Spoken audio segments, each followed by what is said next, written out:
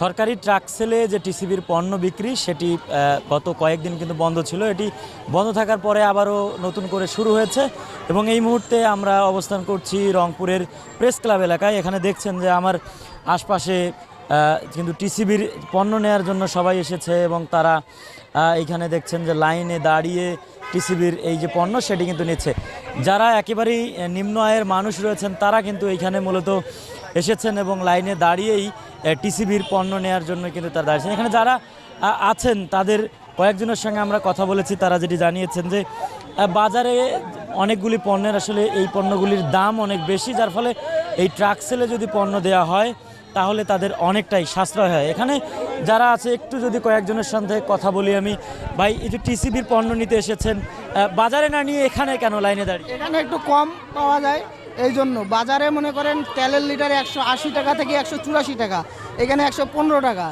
এখানে আমাদের মনে করেন তেল নিতে গেলেই মনে করেন 200 টাকা সেভ হচ্ছে। তারপর মনে করেন চিনি এখানে 80 টাকা, বাজারে 100 টাকা, 110 টাকা, এখানে 20-30 টাকা সেভ হচ্ছে। তারপর আবার মনে করেন ডাল 80 টাকা কেজি, বাজারে 120 টাকা কেজি, এখানে দেখা যাচ্ছে কেজিতে 40 টাকা শর্ট হচ্ছে, এই জন্য নেওয়া।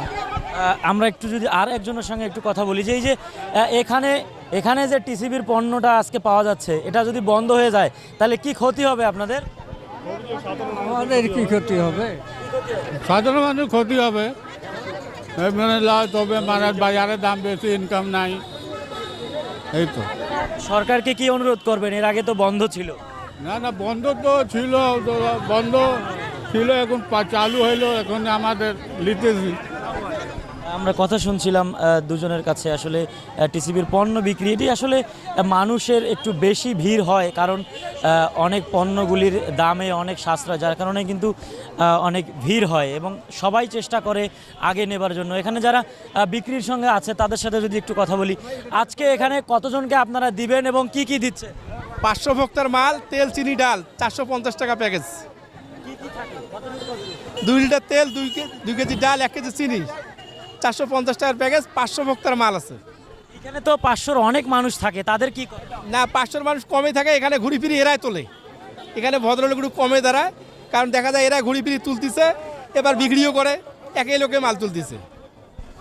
আমরা আসলে কথা শুনছিলাম তাদেরই, আমরা তাদের জন্যই শুনলাম যে আসলে তারা যেটি বলছেন যে একই লোক ঘুরে ফিরে বারবারই তুলছে, যার ফলে কিন্তু একটু বিশৃঙ্খলাও দেখা দিচ্ছে। তো আসলে সব মিলিয়ে যদি বলা যায় যে টিসিবির যে এই কম দামের যে ট্রাক সেলে পণ্য বিক্রি, এটি যদি চালু থাকে তাহলে নিম্ন আয়ের মানুষ যারা রয়েছেন তাদের অনেকটা সাশ্রয় হয় বলে তারা বলছেন। তো খোকন সরকারের ক্যামেরায় সে খবর দিচ্ছিলাম আপনাদের আমি, এ কে এম সুমন। আপনারা দেখছেন RNB নিউজ।